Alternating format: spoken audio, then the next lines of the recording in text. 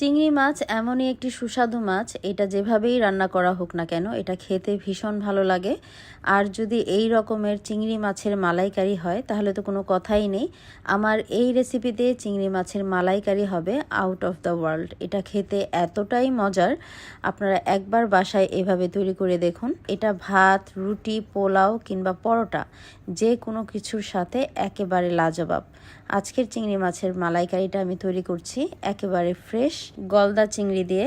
চেষ্টা করবেন চিংড়ি মাছের মালাইকারিটা গলদা চিংড়ি দিয়ে বানানোর জন্য, এতে করে টেস্ট ভীষণ ভালো আসে।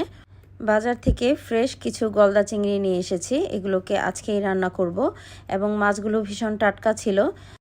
চিংড়ি মাছগুলোকে এখন আমি একটি সিজার দিয়ে কেটে নিচ্ছি। আপনারা চাকু কিংবা বটি যেটা দিয়ে কাটেন না কেন, বাট চিংড়ি মাছ কাটার ক্ষেত্রে আমার কাছে সিজারটাই পারফেক্ট মনে হয়, এটা দিয়ে আমার কাছে বেশি ইজি লাগে।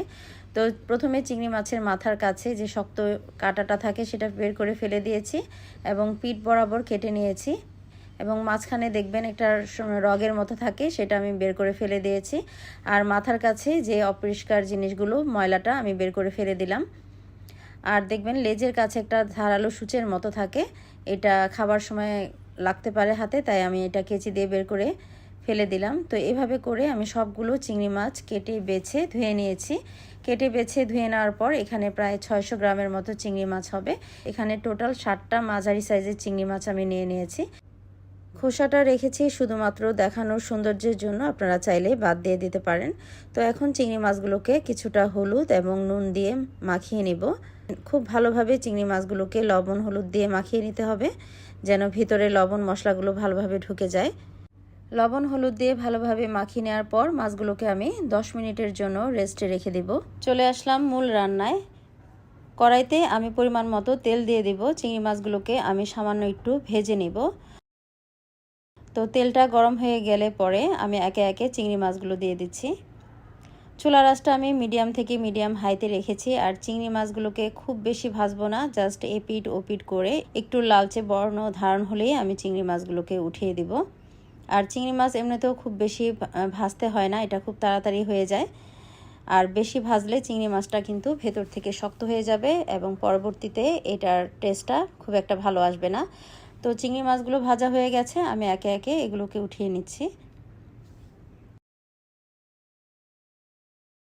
এবার সে একই কড়াইতে আমি আরও কিছুটা তেল দিয়ে দিলাম। তেলটা গরম হয়ে আসলে পরে এখানে দিয়ে দিয়েছি পেঁয়াজ কুচি। এখানে 1/3 কাপ মতো পেঁয়াজ কুচি নিয়েছি। এই পেঁয়াজ কুচিগুলোকে কিছুক্ষণ একটু ফ্রাই করে নিয়ে এর মধ্যে দিয়ে দিব গোটা কিছু গরম মশলা। নিয়েছি 4-5টা এলাচ, 3-4টা লবঙ্গ, 3 টুকরা দারুচিনি আর 2টা তেজপাতা। এগুলোকে দিয়ে আরও কিছুক্ষণ একটু ভেজে নিব। এর থেকে যখন সুন্দর একটি গরম মশলার ঘ্রাণ চলে আসবে তখন আমি এর মধ্যে দিয়ে দিয়েছি পেঁয়াজ বাটা। এখানে আমি 1/2 কাপ মতো বা 1/2 কাপের চেয়ে একটু বেশি হবে পেঁয়াজ বাটা দিয়ে দিচ্ছি। আজকের মালাইকারিতে আমি পেঁয়াজ কুচি এবং পেঁয়াজ বাটা দুইটাই ব্যবহার করছি। পেঁয়াজ কুচি থেকে ভাজা বেরেস্তার সুন্দর একটি ফ্লেভার আসবে, পাশাপাশি পেঁয়াজ বাটা থেকে সুন্দর একটি গ্রেভির সৃষ্টি হবে। পেঁয়াজ বাটাগুলো ভালোভাবে একটু ভুনে নিয়েছি যেন এর কাঁচা ফ্লেভারটা চলে যায়। তারপর দিয়ে দিয়েছি লবণ আর 1 টেবিল চামচ পরিমাণ আদা রসুনের পেস্ট। এই আদা রসুনগুলোকেও ভালোভাবে একটু নেড়ে চেড়ে ভুনে নিয়েছি। তারপর অ্যাড করে দিয়েছি 1 চা চামচ পরিমাণ হলুদের গুঁড়া আর দিয়েছি মরিচের গুঁড়া 1.5 চা চামচ। এই হলুদ আর মরিচটাকে দিয়ে আবার একটু ভালোভাবে নেড়ে চেড়ে কিছুক্ষণ ভুনে নিব। মশলাগুলোকে আর একটু ভালোভাবে ভুনে নেওয়ার জন্য এখানে আমি দিয়ে দিচ্ছি সামান্য একটু নারকেলের দুধ। পানির পরিবর্তে আজকে আমি নারকেলের দুধটাই ব্যবহার করছি। আজকের মালাইকারিটা আমি পুরাটা নারকেলের দুধ দিয়ে রান্না করব, এখানে কোনো পানি অ্যাড করব না। মশলাগুলোকে আমি ভালোভাবে একটু সময় নিয়ে ভুনে নিচ্ছি। একটা পর্যায়ে দেখবেন তেলটা ছেড়ে দিয়েছে এবং মশলাটাও ঘন হয়ে এসেছে। এখন আমি এর মধ্যে বাকি দুধটা অ্যাড করে দিচ্ছি। এখানে আমি টোটাল 2 কাপ পরিমাণ নারকেলের দুধ ব্যবহার করেছি। আমি এখানে ক্যানের নারকেলের দুধটা ব্যবহার করেছি, আপনারা চাইলে ফ্রেশ নারকেলের দুধটাও ব্যবহার করতে পারেন, এতে টেস্টটা আরও কিছুটা ভালো আসবে। নারকেলের দুধটা যখন ফোটা শুরু করবে তখন আমি একে একে ভেজে রাখা চিংড়ি মাছগুলো এর মধ্যে দিয়ে দিলাম। চিংড়ি মাছ ভাজার যে অবশিষ্ট তেল এবং পানিটুকু সেটাও আমি এর মধ্যে অ্যাড করে দিয়েছি। এবার চিংড়ি মাছগুলোকে বেশ ভালোভাবে একটু নাড়াচাড়া করে একটি ঢাকনা দিয়ে ঢেকে কিছুক্ষণ রান্না করে নেব। চুলার আঁচটা এই সময় মিডিয়াম থেকে মিডিয়াম লোতে রেখে রান্না করব। তো কিছুক্ষণ পর আমি ঢাকনা সরিয়ে আবার একটু চিংড়ি মাছগুলোকে নেড়ে চেড়ে রান্না করে নিচ্ছি। চিংড়ি মাছ এমনিতেও খুব তাড়াতাড়ি হয়ে যায় নারকেলের দুধটা দেওয়ার পর খুব একটা বেশি সময় লাগে না এটা হতে। তো এখন আমি এখানে কিছুটা কাঁচামরিচ অ্যাড করে দিচ্ছি সুন্দর একটি ফ্লেভারের জন্য। সাথে দিয়ে দিচ্ছি ভাজা জিরার গুঁড়া 1 চা চামচ পরিমাণ। আমি এই ভাজা জিরার গুঁড়াটা একেবারে ফ্রেশ টেলে তারপর এর মধ্যে দিয়েছি, এতে করে খুব সুন্দর একটি ফ্লেভার আসে। আর সাথে দিয়ে দিয়েছি আধা চা চামচ পরিমাণ গরম মশলা। এগুলোকে দিয়ে আবার একটু ভালোভাবে নেড়ে চেড়ে কিছুক্ষণ রান্না করে নেব।